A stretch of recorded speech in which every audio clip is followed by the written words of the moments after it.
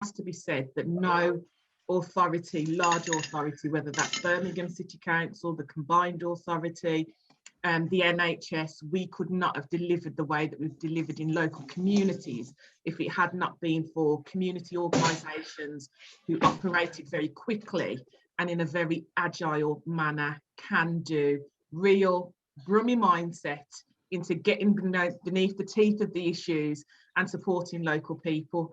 And I was particularly, I'd spoken to Tina Costello and I'd spoken to some of the officers of the council and Pauline about the fact that I was really keen that whilst we're in lockdown and we've got the pleasure of using online facilities and not travelling to buildings, that we actually took this opportunity to get together with people from across the third sector and really share information about where funding can come from, how to access it, and for us to hear from you some of the stuff that we don't normally get the chance to have those conversations about.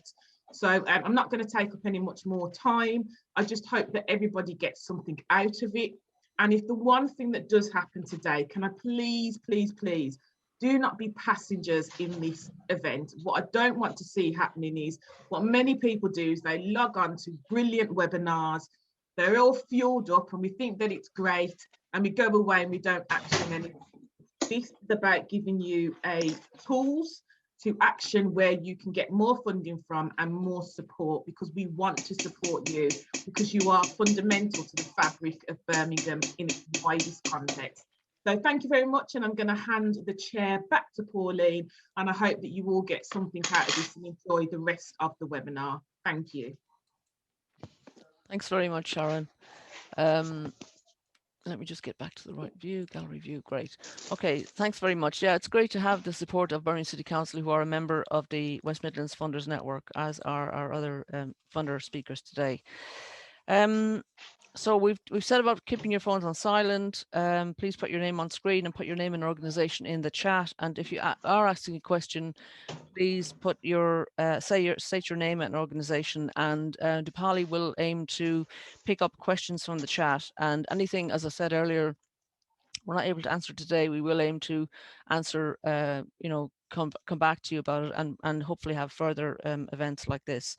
Please put your hand up or the hands up reaction button to speak, and there will be a brief time after each presentation to ask questions about the presentation content, and after each of the presenters have spoken, and then the support organisations also will get a chance to speak. We hope we'll have a short break and then a panel discussion for each of the funders that you've heard from today. So I'll announce all the presenters to save on time. First of all, we're going to have Jenny Wheatley, a grants officer from Heart of England Community Foundation, then Carla Bell, the grants officer at BBC Children in Need. Then John Ellery from Get Grants is going to present the slides from the National Lottery Community Fund, as they were unable to send anybody today because of reduced capacity. Then we'll have Joe Burrell, the coordinator of Birmingham Community Matters, and finally John Ellery will speak on his own behalf from Get Grants. So without further ado, can we hand over to the Heart of England Community Foundation with Jenny Wheatley, please? Thank you. Thank you very much. I'm just going to share my screen. Mm-hmm.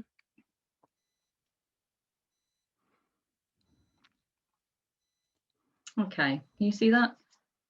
Yes, thank you. Yeah, thank you. So I'm a grants officer at the Heart of England Community Foundation, and I'm going to tell you a bit about the foundation and the grant making we do, and I'll highlight some grant programmes that might be of interest to you. The foundation has been running for over 25 years. We run a number of different grant programmes which award grants across Birmingham, the Black Country, Coventry, Warwickshire and Solihull. The money we have comes partly from our own endowment, which produces an income for us to distribute. Plus we have a range of donors we distribute funds for from the private, corporate and public sectors. Decisions on grants are made by independent panels. Grants officers do not make decisions on awards. Our job is to assess an application and write a short report to help the panels make the decisions. At the moment, there are just 2 full-time and 1 part-time grants officers. And in the last 12 months, we've been exceptionally busy due to the pandemic, receiving almost 2,000 applications and awarding over 1,000 grants. We do focus on smaller organisations, and the majority of grants we award are somewhere between £1,000 and £5,000.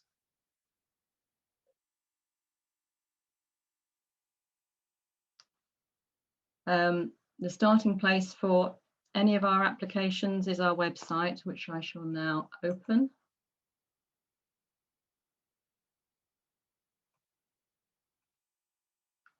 So this is the home page for our website. If you click on this apply button, you'll find 3 more pages: the available grants, support for applicants, and essential information. The available grants button page shows you which grant programs are open at the moment. And by clicking on each of the buttons, you'll find more information about each fund, that fund's criteria or aims, and who can or can't apply. The support for applicants button has information to help you complete the application form or frequently asked questions. So that's for the form itself. And then particularly important is the essential information page, which gives you all our basic rules about who can apply and what other information you might need to send us with your application form. And we strongly recommend you go to this particular page before starting an application.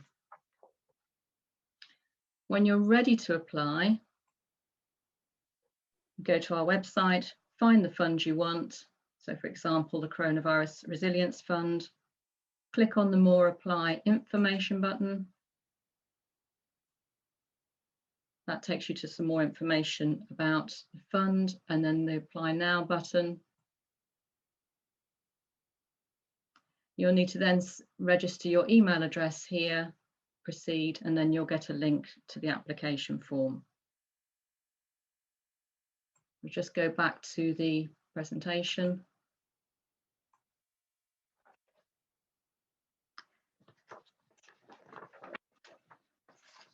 So we have some standard rules that most trusts and foundations have, and before you can apply, you'll need some extra documents in place that cover these rules, and these are listed on this slide.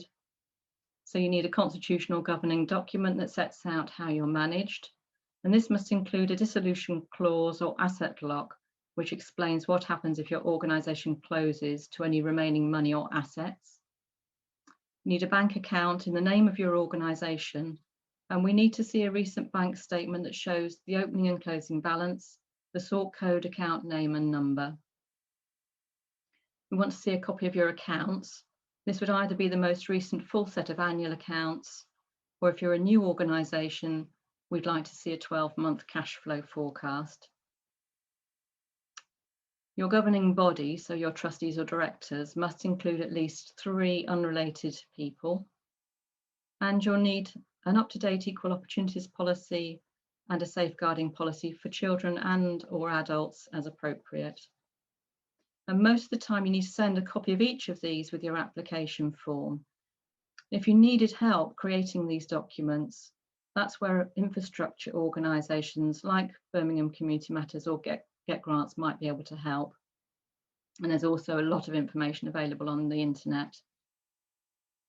And also to note, all our grant programmes have an income limit, so please check these. Sometimes it's £250,000 and sometimes £500,000. And this is because we want to ensure the money goes to smaller grassroots groups that might find it difficult to access funding and have few internal resources. Grants officers will look at all of these documents as part of our due diligence process, checking the financial and management health of your organisation. There are 3 funds open at the moment that might be suitable for you to apply to. The Coronavirus Resilience Fund is for services or activities which will help those most affected by the pandemic, and will fund things such as food banks or befriending services for the elderly and vulnerable. For example, an organisation was recently awarded £3,000 to prepare and deliver culturally appropriate meals to elderly and vulnerable people to help them and help them with errands and odd jobs and to offer befriending. However, I should say about this fund that it's been heavily used and is now starting to get nearer the end of the amount available. So if you want to apply to this particular fund, you'll need to be doing it fairly soon. Then the Wesleyan Foundation Small Grants Fund also focused on the pandemic at the moment, although it's an ongoing programme that we have. So they're interested in projects or activities that support mental wellbeing, bereavement support, domestic violence services, amongst others. And for example, we awarded a small group £2,000 recently to provide a peer support group and counselling for parents affected by the pandemic. And then the Harry Payne Fund, which will fund a wide range of activities, including core costs. They do prefer applications from registered charities, but will consider other types of organisations. And for example, they recently awarded a grant of £1,000 to support disadvantaged members of an under 16-year-old girls handball team so that they could participate in the club and in the National Girls League. For all of these programmes, there's no specific deadline at the moment, and panels are meeting very regularly to make sure that the money is getting out as fast as it can. In the application itself, we want to know a bit about your organisation.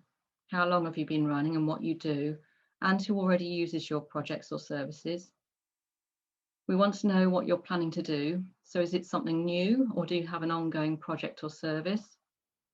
And in both cases, you need to show us you know what your community needs and wants. So who have you talked to about your plans? For example, your members or local families or young people. So have you perhaps done a questionnaire? Have you identified a gap in services? And is there any local or national data that supports your ideas? How will you know if it's going to be, how will you know if it has been successful? So what information will you collect along the way to show the difference it will make to each person that attends? We want to know how you'll deliver the work. So who will be responsible? What will they do? How many people will you support and for how long? How will you recruit people into the project or service, and how will they know about what you can offer? You'll need to show us you understand how much it costs and how you've calculated the figures, and also do they add up? So overall, you'll need to sell your project or service to us. So the person assessing your application is working mainly from the application form. And if it's not clear from that what you want to do or how and why, they won't be able to write a good report for you. Then finally, if you do want some additional help and guidance to make an application, please get in touch with us. We can't write your application for you, but we can help with advice on what makes a good application. And I'll be here to answer any questions during the panel discussion. So thank you. Thanks very much, Jenny. That was very comprehensive. Has anyone got any specific questions about the content of the presentation, please?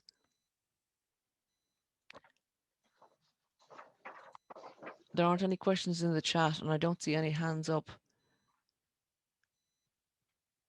So I think we will, oh, hang on. Is there somebody? Simone, did you put your hand up? No. Okay, sorry.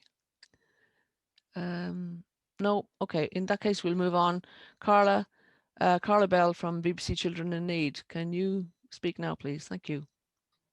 Good afternoon, everybody. So my name's Carla Bell. I'm from BBC Children in Need. I'm a regional officer that works across the Central England team, and the areas that I cover are Birmingham, Solihull and Worcestershire.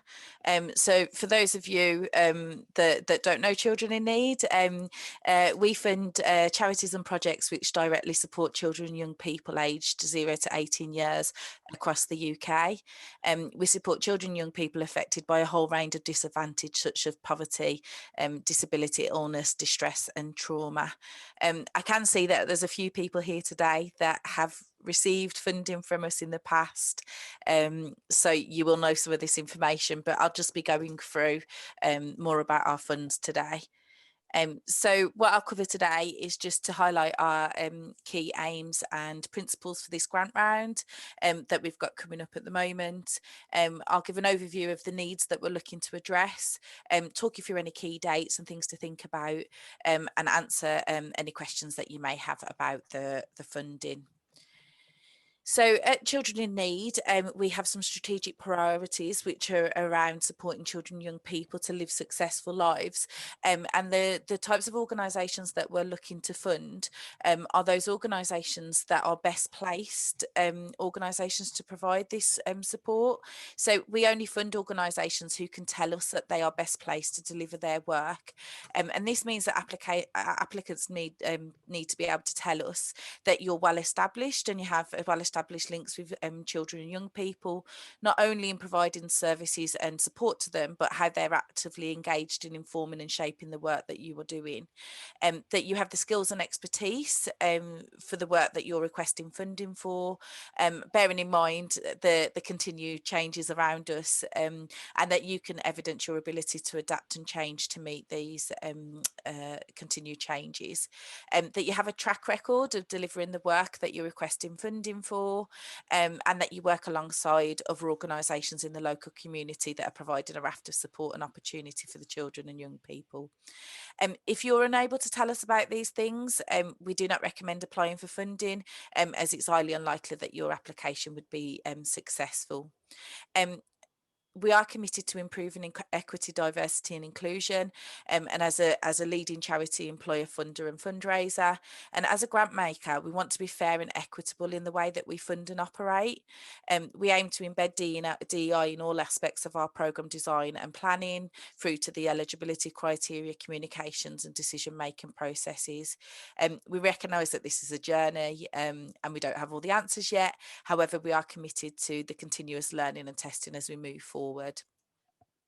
So if I just talk through some of the key themes that we've identified where we want to direct our funding, we've done a lot of talking to the sector, talking to our existing grantees and organisations working with children and young people, especially over the last 10-11 months. And we've identified a range of key themes where we would be looking to fund activity in this space. So just looking across the wide range of different groups of children and young people that our grantees projects reach. So we've identified these 8 themes. So they are isolation, increased emotional well-being and mental health challenges, pressure on family relationships, increased exposure to harm, things like reduced access to education, and concerns for the future as well. So these themes are being experienced by many different groups of children who already faced challenges in their lives, and they span across ages from babies to toddlers right through to older teenagers. So with Children in Need, we have a differences framework, and this is the outcomes framework that we work towards. And these blocks that sit around this diagram are the building blocks that Children in Need have identified to assist children and young people to live successful lives. So when you're talking to us about your project and how that will make the lives of children and young people better, we want you to talk about the disadvantage that are faced by the children and young people that you support and what effects these have on their lives. Now, we're not as interested in the stats and kind of general overview of issues. We really want you to talk about the needs of the young people that you will be working with, so that you can show that you understand those needs and how those young people will work with you to address those needs. And we want you to talk to us about what your project will do and how its activities will help make a difference to the lives of those children. And what we ask you to do is identify the 3 most important differences that your project will make to improve children's lives. This is the aspect of the application that interests us the most. And if you are awarded a grant, you'll be asked to report back on these 3 differences in detail. So for each of the differences, we want you to be succinct and talk about a single significant change. Do not provide a long list of differences or changes. It needs to be the 3 main differences. And these changes can be that it will be a small change, or it can be a long lasting change, depending on the type of project that you're running. And we ask you to talk about using the language of change in your descriptions. So this could be things like improving life skills, increasing self-esteem, or reducing distress. And you only need to talk to us about the specific differences that you will make. So that will be improving family relationships. You don't need to refer back to the building blocks in this case. So I'm just going to talk through what grants are available. So we have a main grants and a small grants programme that are open at the moment. And I will give you a bit more detail about these, but just a bit of an overview, that we have the main and small grants programme that are running alongside each other at the moment. The deadline for applications is the 12th of April, and that's at 11:30 a.m. You can only apply for one type of grant, so that's either a main or a small grant, and grants may be for up to 2 years, so you could apply for a 1 year, 2 year or 3 year grant.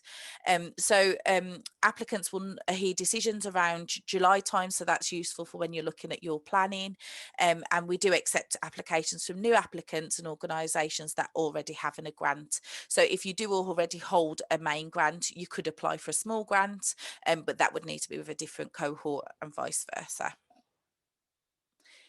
Okay, so I just wanted to talk to you about our minimum standards. So one of the main reasons that applications are declined is because they don't meet our minimum standards. These are our minimum standards that we expect an organisation to meet to be eligible for funding from children in need. And they cover things like governance, finance and safeguarding. And this is the basics that you would really expect an organisation to have in place. So it includes things like having a minimum of 3 committee members, that the committee or governing body meet at least 4 times a year, that you're a registered organisation, and that could be registered as a CIC or charity or whatever that is, that you need to be an organisation that's not for profit. You have things like signed accounts where you would need them, or you're able to show a financial forecast if you're in the first 12 to 18 months of operation. Now, our minimum standards, the full details of these are on our website. So I have put the where you can find them in the at the bottom of this slide. But if you go onto our website and just type in minimum standards, then that information will be available. So I always say to people to have a look at this before you start an application, just to use it as a checklist, just to make sure that you meet that eligibility criteria. So just moving on to the grant programs that we've got available at the moment. So our main grants program is for organisations that are looking for funds for £10,001 or more per year. So we have made some changes to the amounts that people can apply for in these grant rounds, and we're highly unlikely to award more than £40,000 a year for 1 or 2 year funding, and we're highly unlikely to award above £100,000 for 3 year applications. We do expect most awards will be less than these amounts and are proportional to the size and the capacity of the organisation. We do expect there to be a high number of applications for the funding, and we want our funding to reach as many projects as possible. So to help us achieve this, we do ask that you only ask for the support that you need at this time. Just to let you know that for the last couple of rounds, we have seen a lot of competition for our funds, and I think in the last grant round we had 5 times more applications than what we were able to award. So that's just to give you an idea of the scale of the applications. So I'll just tell you a bit more about our small grants programme. So small grants are for organisations that can apply for up to and including £10,000 a year for up to 3 years. For our small grants programme, we recognise this is where that small amount of funding could make a big difference. And again, with our main grants programme, we want to fund organisations that are best placed to make a difference to the lives of disadvantaged children and young people. What we recognise is that for some organisations and project ideas, relatively small amounts can still be key. What I would say is that we are unable to award small grant funding to work supporting children and young people who have experienced child sexual exploitation. If that is something that an area of work that you're looking to secure funding for, then I would say go through our main grants programme. So just a few bits about what you can't apply for, because I think this is really useful. So you can't apply for work which statutory bodies have a duty to fund. We very rarely fund work, work in school time. There has to be a very clear rationale as to why the activities would take place within school time. We're unable to award funds for capital or building projects, and we're unable to award funding to individuals or funds that would be passed on to another organisation. We do award, provide funding for partnerships, but we would expect there to be a lead organisation that would apply for those funds and provide information on all of the members of the partnership, and clear roles are identified. And you would need to start the project within 12 months of the grant being awarded, so that's useful to know when you're looking at the time frame for when you would apply. Okay, so what you can apply for, so we award funds for project delivery, and what I would say is that due to the COVID-19 pandemic, we've temporarily broadened the types of applications that we accept. So we've always funded project delivery, and what we are now saying that we are more open to funding organisational costs. We see that there is a real need to support stability and the adaptation for organisations working with children and young people. So you are able to apply to us for the day-to-day running costs of an organisation, rather than just as for the specific project costs. Okay, what you will need to do if you do apply for organisation costs is to show us how this funding will make a difference to the lives of the children and young people, and that would be in line with our 8 key themes, which I already went through. So just thinking about the application process, so applicants, so if you're looking to apply for funds, you can use the portal on our website, and you can complete and submit your application through this. Once that you've submitted your application, you'll receive acknowledgement for that, and there'll be an initial review that's undertaken in-house that would look at creating a balanced portfolio, the volume of applications and the budgets available. We also do a check on our eligibility and the minimum standards that I also already referred to. Then you would either be invited to the assessment stage, or you would be notified that your application will not be taken forward at this point.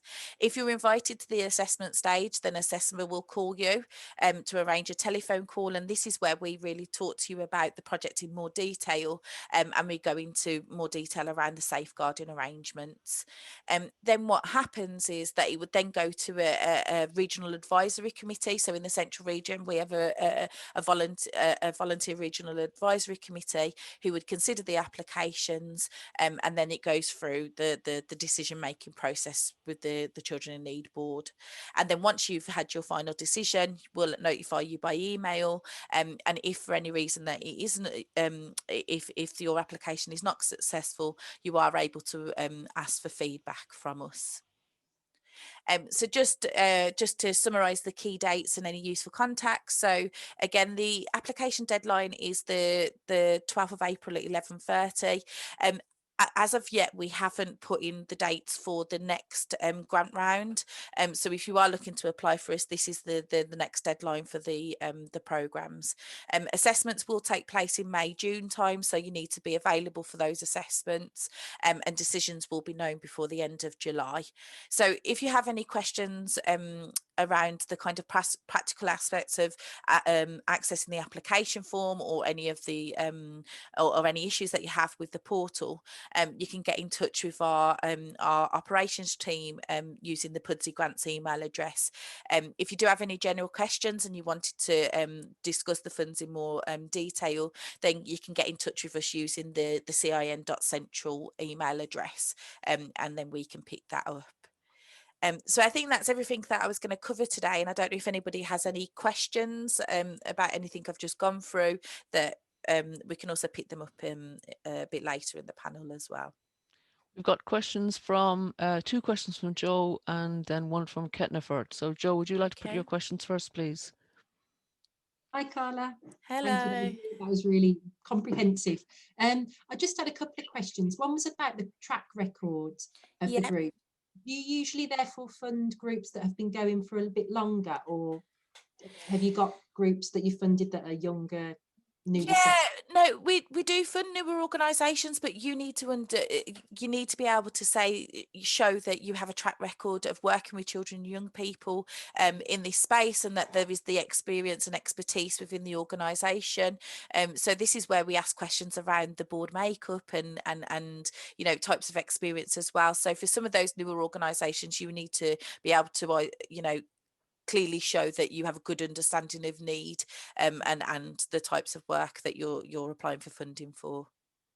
Thank you. And then the second one was about the small grants, match funding. So it was just, do you need to show that you have that either in place before you apply or before you receive the grant? Yeah, so with the 50% of the project cost needing to be in place, this is something that we've removed from our criteria at the moment, because we understand for some organisations they'll be in the process of being you know, of raising funds.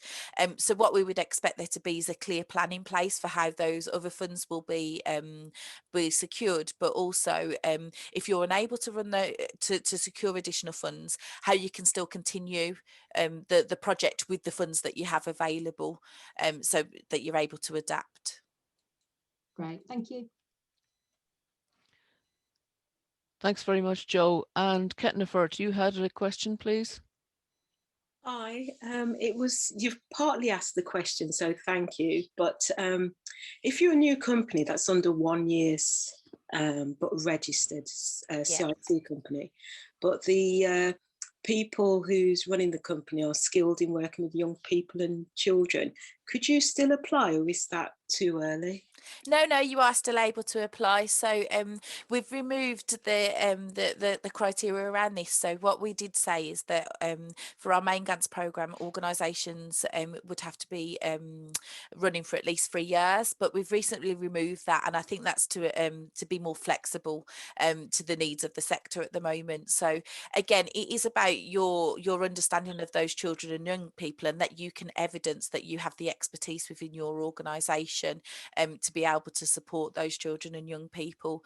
So for those newer organisations, you would need to talk more about your kind of, you know, the board's experience, staff experience, rather than the track record of delivery, if you haven't got that track record as of yet. Oh, that's brilliant. Thank you. Thanks very much. Has anybody else got any more questions for Carla? No, in that case, Carla, we'll take the spotlight off you, and we'll call on our next presenter, who is John Ellery, who's going to speak on behalf, just to speak to some slides we have from the National Lottery Community Fund. John. Thank you, Pauline. Just put the slides up. Give me a shout if you can't see them. No, they're there. Yeah. Thank you. Cool. Thank you, Pauline. As Pauline says, I'm John. I'm from Get Grants. So I'm talking through the lotteries presentation. So it's not from the horse's mouth, but I'm going to go through their presentation and perhaps give a little bit of kind of my thoughts on stuff. So yeah, so we'll go through that. The presentation, what we're going to do is just do an introduction to the lottery, talk about their priorities, and then we're giving you a real nudge in the direction of their key funds at the moment and almost always, before doing a tiny bit about minimum requirements as well. And so that's what we're going to look at for a relatively short time with my slides. Introduction to the National Lottery Community Fund. If you don't know the National Lottery Community Fund, you should work them out. They are the biggest player within our sector. It says there that the National Lottery Community Fund distributes around £600 million a year to our sector. They are easily the biggest funder within our sector, and they should be for most of us the first place to think of. If you're not apply to them. If you're not applying to them, they should be very near the top of your list. And so yeah, do bear that in mind. It says here that in the West Midlands region, we've got 6.7 million in that 12 months has gone through the Region Communities Fund. The awards for all distributed almost £3 million. Again, big numbers. It's worth noting with that is that that the message from the lottery always has been is that the West Midlands doesn't quite get its fair share. Birmingham also doesn't get its fair share. They are pretty keen to get applications from organisations. They're keen to get good applications from good organisations within our region and within our city. And so applications from Birmingham can be looked at a little more favourably than other areas, because we're not getting enough of the good quality applications in. So yeah, we do need to, as a city, we do need to be having a look at them and getting them. But as it's our big sector, and as you're aware, the National Lottery Community Fund, it's funded by the National Lottery players. Through buying their tickets, that money goes towards the good causes. Their priorities at the moment, the National Lottery Community Fund have had a really interesting year. Like all of us, we've had a challenging year, but they have been really kind of doing what they can to respond to the crisis. We're seeing, however, at the moment with the National Lottery Community Fund, a bit more of a kind of return to normal. And so whilst it says there they continue to support people and communities most adversely impacted by COVID-19, they are out of their kind of emergency response where 6 months ago, 4 months ago, they were distributing most of their money through the Coronavirus Community Support Fund. That's now disappeared and they're back to their little bit more standard grant giving. That said, they are still most interested in supporting communities and people who've been adversely impacted by COVID-19, and that's a key priority across their funds when you're looking to apply. It says there they want to do more than support organisations to survive. We want to support communities to thrive and grow.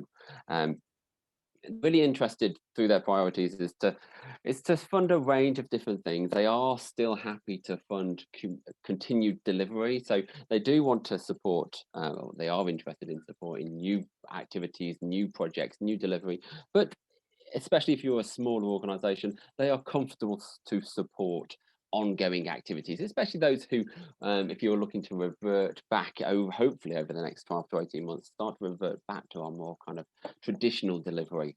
They are comfortable with continuing to support existing projects.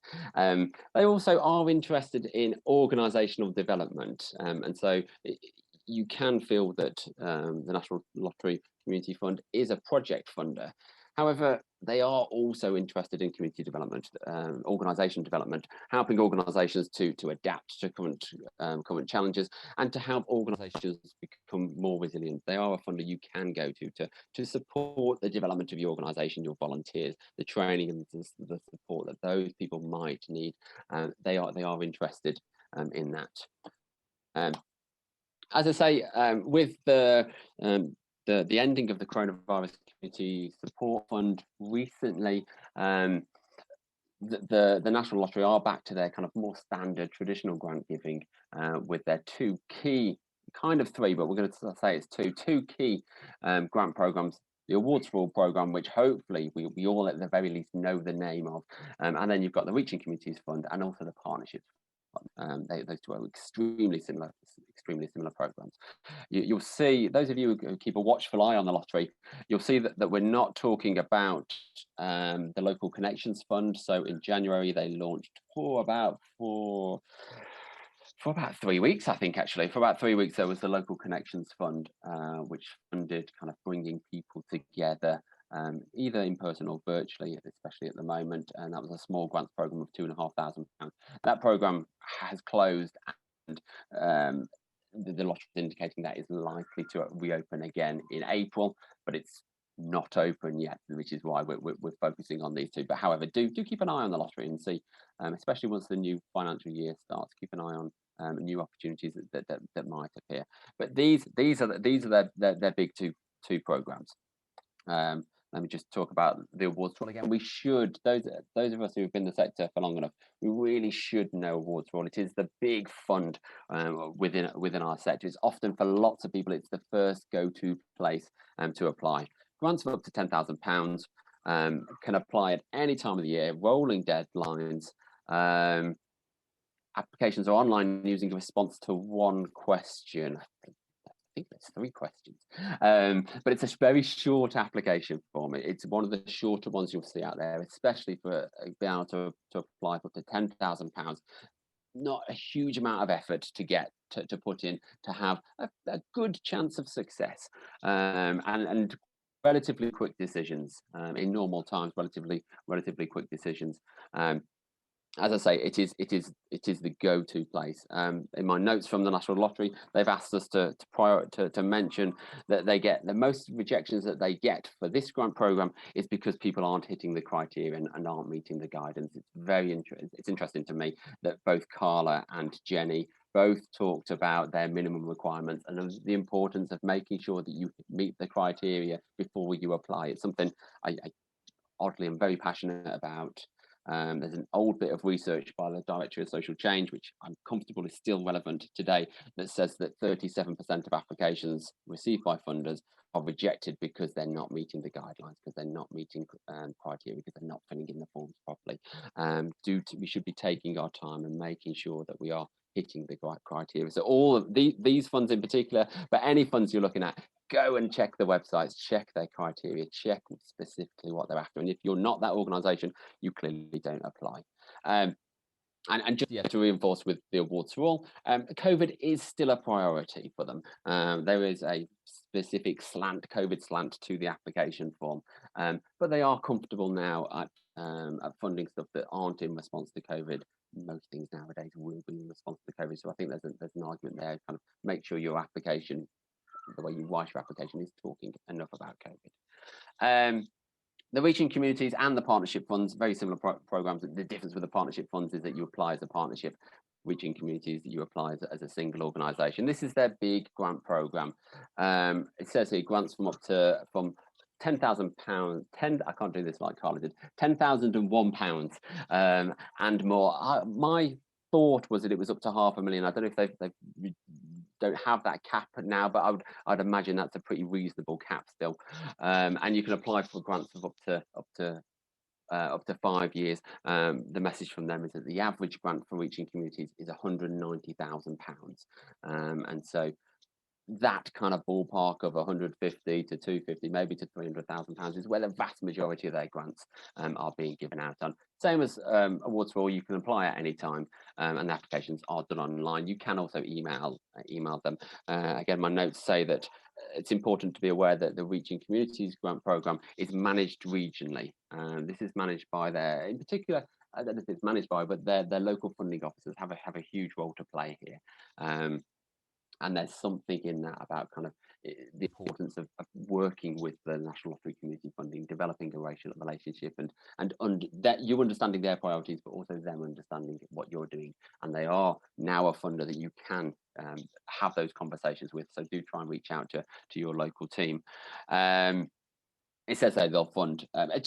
They're a wide funder, I think, is a good enough comment, is that they do want to fund projects, they do want to fund delivery costs, but they're also happy to fund capital expenditure. They're more than happy to fund core costs, and they are interested in organisational development, also very interested in shared learning as well, and monitoring, and that's all kind of costs that you can write into your applications.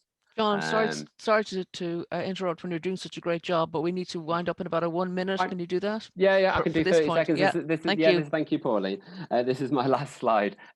This is just some of their minimum requirements. I would say that this is actually a tailored down list of their minimum requirements. Check their websites, all things that Jenny and Carla mentioned. Make sure you have those things in place before you apply. And that's their find out more slide. There you go. Thank you, Pauline. Thank you so much, John. You did a really good job there, almost as if you were working for the National Lottery Community Fund. Thank you very much. It was very kind of you to do that. So we did say in the chat we're not taking any questions on this because we don't have a representative here from that fund, but they will take your emails and do follow up with them. As John said, they should be a funder that we use a lot. So we'll go on to the support organizations now. We're all of us here, I presume, are used to making funding applications and at various stages, but we can all do with a hand from time to time. And we're now going to hear from 2 organizations who can give us a hand and who we at West Midlands Funders Network are very happy to have as in our in our bag of friends to the ecosystem. So please, without further ado, can we hand over to Joe Burrell from Birmingham Community Matters? Thank you, Joe. Thanks, Pauline. I like being in a bag of friends. I like that expression.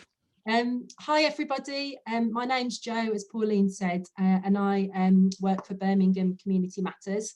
Hopefully you've heard of us, but if you haven't, we're a charity that was founded about 3 years ago. We cover Birmingham, and our purpose is to support voluntary and community activity and groups in Birmingham. So we're here to support you with all the stuff that's been mentioned today about when you apply. We were set up by volunteers. They wanted to create an organisation that could offer that really informal, face-to-face, useful support to groups and people that are doing the things that like you're doing. We are very lucky to have a very committed group of volunteers that will that we use to match people with to offer support. But also what we're very much about is that peer support as well. We recognise that through doing you learn so much. So we consider ourselves a network of peers, and our job is also to match people together and that may have similar ideas or may be able to help each other. Okay, progress, there we go. So you've heard from the funders, and thankfully they've mentioned us as well. So we can help at every stage. When you're sort of thinking about the initial making a funding application, or as John said, these minimum standards, there's a lot of things that you need to get right before you even pick up that funding application. So that's something that we can help with at Birmingham Community Matters. Just running through that list. So being fundable, that's thinking about starting up, looking at structures, your governing document, bank accounts, which is a very hot issue at the minute because there don't seem to be any new ones available, or they're becoming available now, I should say. Things around policies and procedures. Jenny and Carla both mentioned safeguarding policies, equal opportunities policies, health and safety, all those kind of things. You just think, I don't know where to start. We can help you sort of find your way through it. Also looking at your financial reports, you may have run something, but then it's about how you present, how you've managed that money well and responsibly. So again, developing your project, we can help with talking through, thinking about how you show the need, and putting your ideas into a plan. With funding applications, unfortunately, we can't write them for you, although I know a man who can, but we can act as that critical friend, and that often is sometimes enough. You've written something, you're not sure. We can put you in touch with a volunteer who'll just take an hour to just go through it with you, pick out some bits where it's not clear, where you haven't included something, and then hopefully you can go away and then get that application in and get some money to run your project. And then also about measuring what you've done and reporting on what you've done. We've got volunteers who've done that time and time over. So the next step, hopefully, is get in touch. You may have a very specific question. You may have many, many, many questions. You can contact us, drop us an email. We'll have a short discussion with you, and then we'll find some solutions for you. It might be that you want to speak to one of our helpers. So we'll set up a one-to-one Zoom call. You can just ask any questions and have a conversation there. There might be peers or groups across the city that we know that we think it'd be useful for you to speak to. We do run some small group sessions and some more in-depth training and information sessions. We've got some coming up with John actually around writing funding applications, but also general information ones on structures, policies, that kind of thing. We have a monthly newsletter which contains all the dates of what we're doing. So if you want to sign up for that, you can do so via our website. And maybe sometime in the not too distant future, we'll go back to what we used to do, which was meeting locally in community venues, community centres near you, and we can meet face to face, but who knows when that will be. Who knows? Just on that note, the last point really, we work with a lot of larger organisations across the city, and I can see from who's in the room, there may be organisations who act as sort of local anchor organisations or local organisations that can support people with their ideas. We'd be really keen to talk to you as well about how we can sort of bolster what you do. So yeah, that's all from me, I think. But I've got your slides, John. So shall I segue straight into John and we do questions at the end? Or? Yeah, yes, I think we'll that's a tag great team it. idea. Yeah. Cool. Okay. Thank you, Joe. Yeah, just to introduce myself and Get Grants, just really briefly. Get Grants we're a Birmingham-based consultancy. We work nationally, but because of our background and where we're based, we work heavily in Birmingham and the West Midlands. And we're in a fortunate position that we get to work with a range of the sector, from funders, a range of the people here, also with the infrastructure, both BCM and West Midlands Funders Network, but then also with community groups within the sector, and we operate to support whoever we can, however we can. We have a standard kind of range of services that we offer that people, and most of these ones are kind of buying in services that you can pay to come on to a range of our training courses. We have a range of fundraising courses, from the obvious kind of bid writing courses to kind of storytelling to using data within your fundraising. And then we also do that traditional one-to-one. We also do bits of group, but traditional kind of one-to-one consultancy, mentoring and support. But however, we are, whilst being a consultancy, we also try to support the sector as much as we can, and we have a range of kind of free services, a range of information that we provide and participate in to support the sector. So this is just what I wanted to kind of focus on more than kind of our paid for services. Joe, if you just move us on, these are our three biggest things that we do at the moment. We run, well, the last almost a year now, we run monthly get-togethers online, which we call our virtual fundraisers networking. These are open to people across the country, but we generally have 70 to 80 people who attend for an hour to once a month to come together to talk about what's happening within the sector, to explore opportunities and to share knowledge and share information. At times like this, it's more important than ever. We will completely continue it after the pandemic, but hugely have a look at those events. We will then have our monthly newsletter that goes out that does what you'd expect a monthly newsletter from a grant fundraising consultancy to do. It tells you about upcoming grants, tells you about deadlines, tells you about opportunities that exist. And maybe a little bit linked to that is we have our online funder finder that you can find on our website, where we've got a few hundred details of a few hundred funders. And you can go onto our website, click through categories, a little bit of searching, and find potential places to apply. I think my colleague has been chucking some links in the chat. So if they are of use, do have a look and sign up to our newsletter. Back to you, Pauline. That's great, John. Thank you very much. We are going to have a 5-minute break because we recognize that we can't all just sit in one place for the whole time. So we're going to have a 5-minute break now and then have a panel discussion with our presenters. And we'll be joined by John Mole from the Birmingham City Council Neighbourhood Development and Support Unit. So if you can take 5 minutes away from your screen, switch your screens off, stand up, take a stretch, get a glass of water, whatever. And we would also like to, if you get a chance, to give us your feedback on these items in the chat, whether we are going to be achieving what we set out to achieve by holding this event. So if you can put some response into the chat as well, and we'll see you back in 5 minutes. Thank you.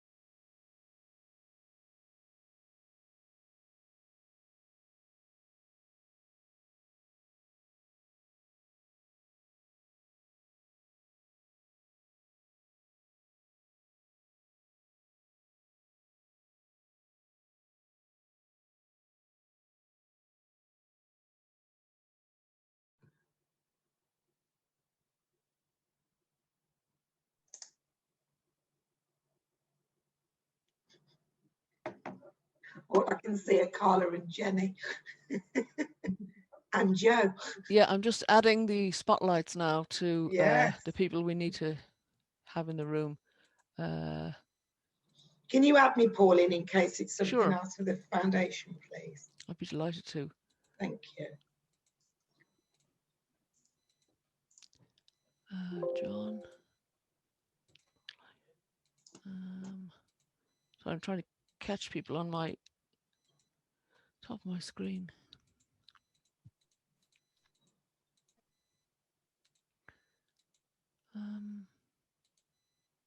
Tina, there we go. Spotlight. John. Spotlight. Jenny, Carla, Joe, John, Tina. Great. That's everybody. So welcome back, everybody. We're still recording. I didn't actually stop recording during the 5-minute break. So there we go. DePolly, another 5 minutes. We'll never get back. So welcome back, everybody. There's still 46 people in the room, which is brilliant. And we're now going to have a panel discussion and exchange where you're invited to speak to the panel members on the challenges and barriers about accessing funding, any questions you've got about the requirements of funders and what the organisation needs of groups are to be ready to access different funding. Has anybody got a question immediately for any of our panel members? You're going to need to, put your Basharat from the Community Foundation has raised your hand. So would you like to unmute yourself and ask a question, please? Oh yeah, can you hear me? Yes. Well, firstly, thank you for today, and a lot of familiar faces. I can see Carla still around for BBC Children in Need, and a number of other people. So great to see everyone. The challenge that we've had, and Carla probably will appreciate, along with a couple of other funders, is that we were a CIC previously, and I think end of sort of 2019, a lot of the funders came back saying that we're no longer funding CICs, and that's the issue that we had.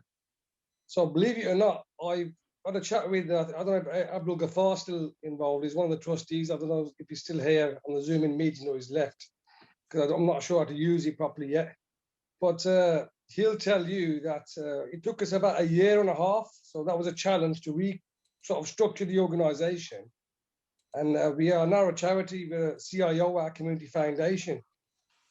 So that's a massive challenge for any small organisation, and it took us about 18 months. And we've got people with, with due respect, a lot of background in business and management, and with people that know what they're sort of doing. So I think that's a massive challenge for anybody who's been sent by a group of volunteers without that existing knowledge and expertise. That's challenge number one. And challenge number two is that although we are previously a CIC for about 8 to 10 years or longer, we're going to be a new organisation now, as in a CIO. So would funders still recognise our past sort of track record of delivery? Because we've delivered for all those funders previously mentioned, like the BBC Children in Need, like the Big Lottery.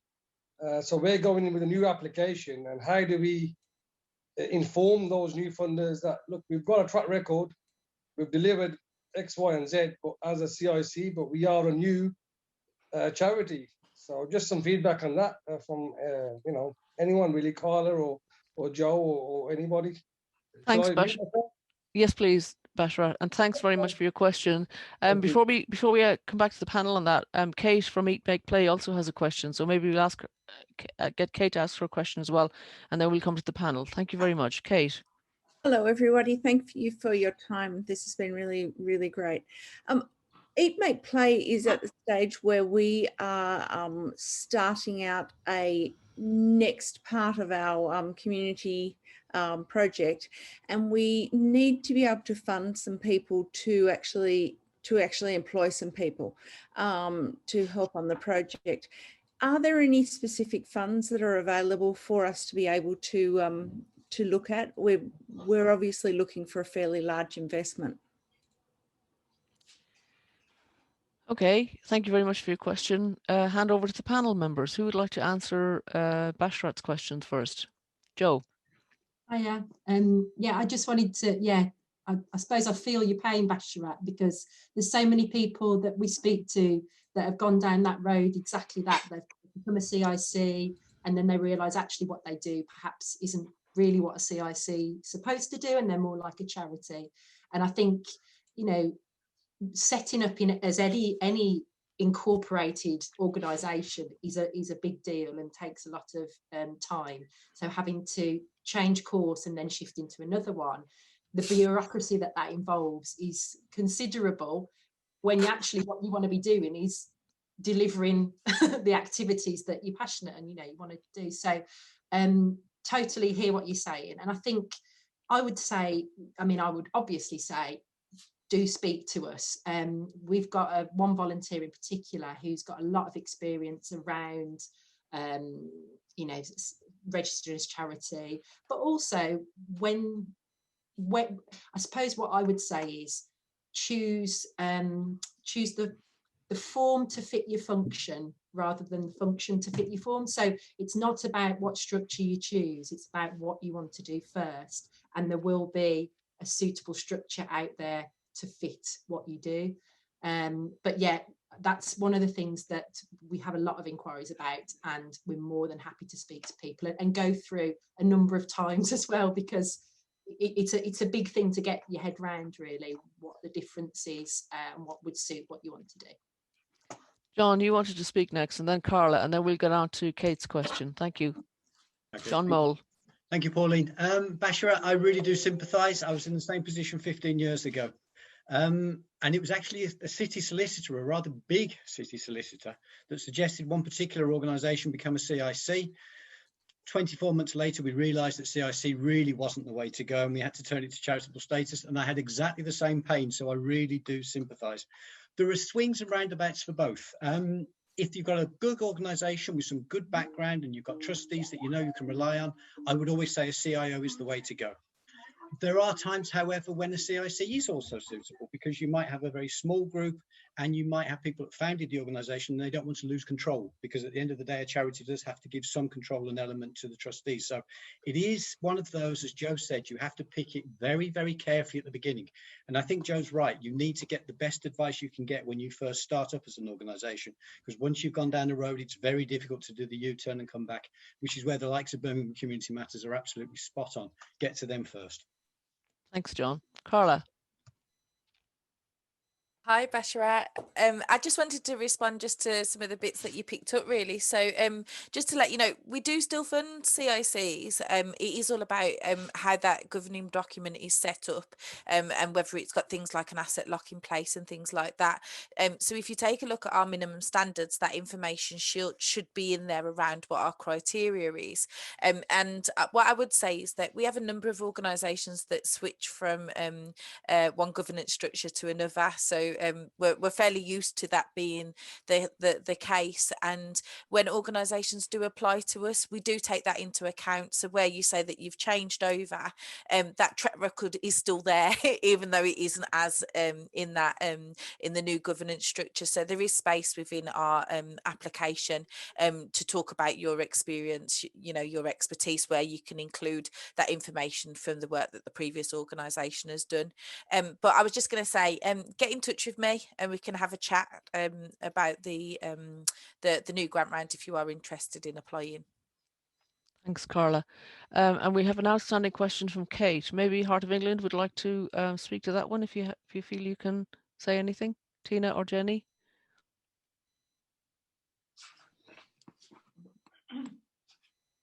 Can you just repeat the question? I'm not sure that I followed.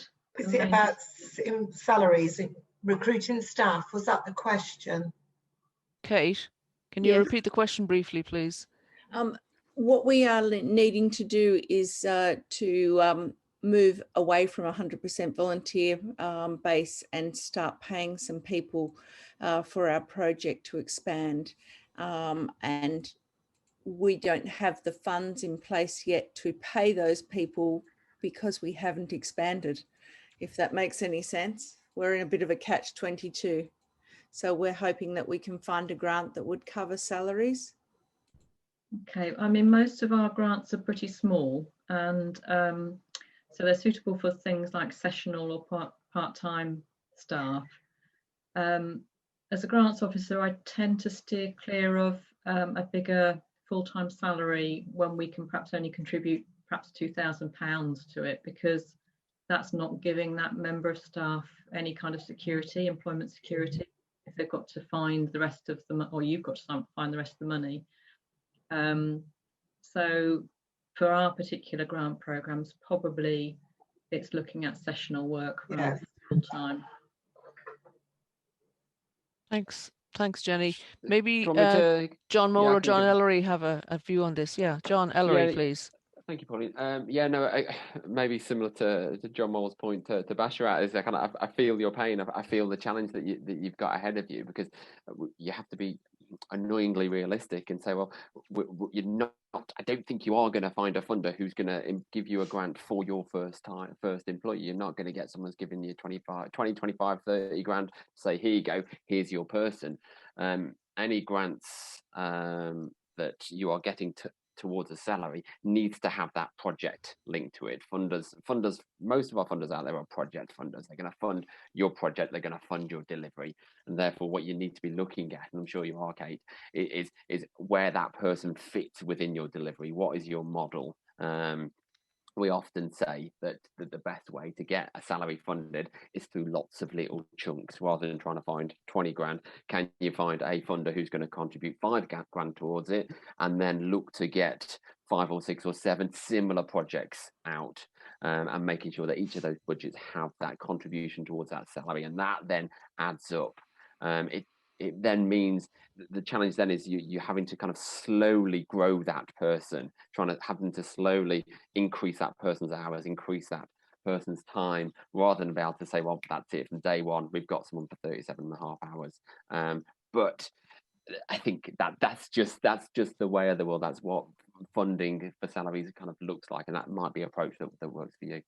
I think it was more, where do we look for grants that will let us include a portion of somebody's salary, or as you say, part-time or sessional. I think Kate, nearly every funder, all the funders that we talk to today will contribute, whether that might have to start off as a sessional basis, but I think every funder out there, I can think of a couple that wouldn't, and I think somewhat harshly wouldn't, but most funders are happy to contribute towards that person, as long as within your application you can explain what that person is doing in relation to that project and justifying that cost. Then you are more than fine to start putting those into your budgets, and don't let that be a kind of almost a kind of mental barrier to you to think, well, they're not going to like it. Funders have no problem, in my opinion, funding a coordinator, a manager who is directly linked to that project. Thanks, John Ellery. We'll have John Mole, then Joe, then Carla, please, to respond. John Mole. Thank you, Pauline. Coming back to the question, there are some key funders that will immediately say, yes, I'll support wages. So Big Lottery's already been mentioned by John. There are some of the larger ones out there like Esme Fairburn, Tudor Trust and Henry Smith, and they will look at coordinated funding. One of the things I would say about that, though, is when you get a funder that is interested, try and think about your sustainability, because they don't want to fund you for a 3-year period with that particular wage post, and then find after 3 years that you haven't got any model left that can actually take you forward so that it becomes a self-sustaining post.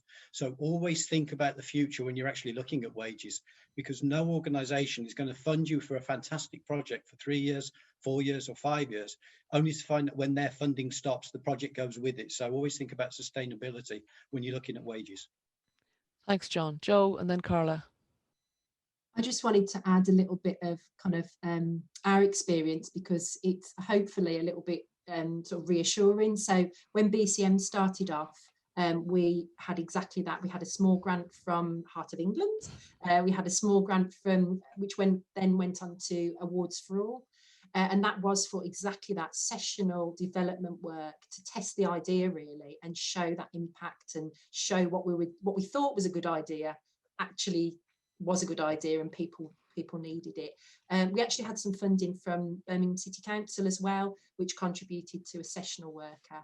I think also what that does mean is that you do have a contract with a freelance self-employed person, but there isn't that responsibility on your management committee or your board of trustees or whatever your structure is, that they are employers. So it is a really good way to sort of build step by step.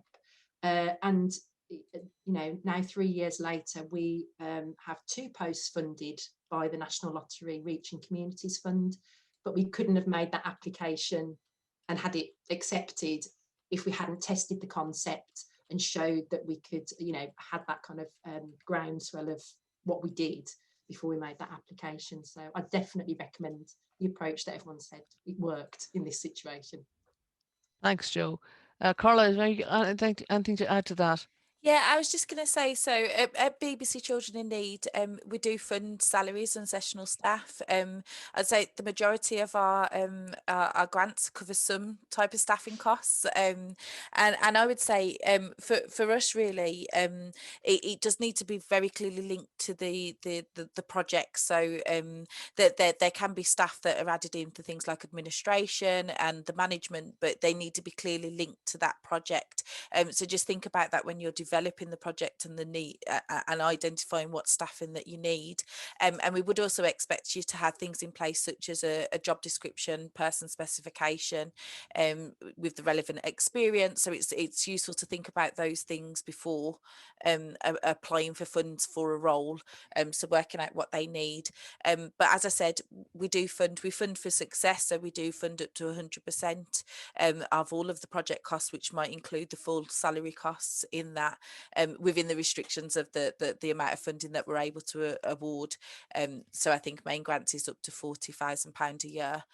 So that might not be for the full costs that are associated with that project. But yeah, so yeah, we do accept applications for salaried posts. Great. We are kind of running out of time now. We've got 3 minutes left to the end, so I don't think I'll take any more questions, but I would encourage you to put your questions, any further questions you have for the panel members or for West Midlands Funders Network or anybody else involved in funding in the region in the chat, so we can do any follow-up that you would like to see. It's been great to have, we've still got over 40 people on the call, so we can see that we've tapped into a need here. And we are grateful to our funder members and our support organisations who have kindly given their time today. West Midlands Funders Network exists to support funders in the region. So if you're doing funding in the region, please consider joining us because we're a strength in numbers. Tina, I think I'd like to give you one of the final words because you're a member and you've also just recently joined the board of West Midlands Funders Network. So would you like to say anything in closing? This is putting me on the spot somewhat, isn't it? Thank you. Well, yes, I'm thoroughly enjoying my new role as a trustee, the West Midlands Funders Network. But as Pauline has said, sometimes these Zoom calls, some people really not comfortable in speaking. We do offer, if you go onto our website, there are telephone numbers that you can actually call and speak to a grants officer. And actually, we encourage you to do that. What we don't want to see is organisations spending lots of time applying for funds that they're actually not eligible for. So I'd actually encourage you to call us before submitting an application. And we look forward to receiving your calls. I think it's been a really good session today, and hopefully we can roll these out a little bit further into other areas, and I look forward to it. Thank you. Thank you very much. I can't take the spotlight off individuals without, one at a time. I don't want to be doing that. So I think we'll just say thank you very much again to all our presenters and to all our participants for taking part. I hope you found it useful.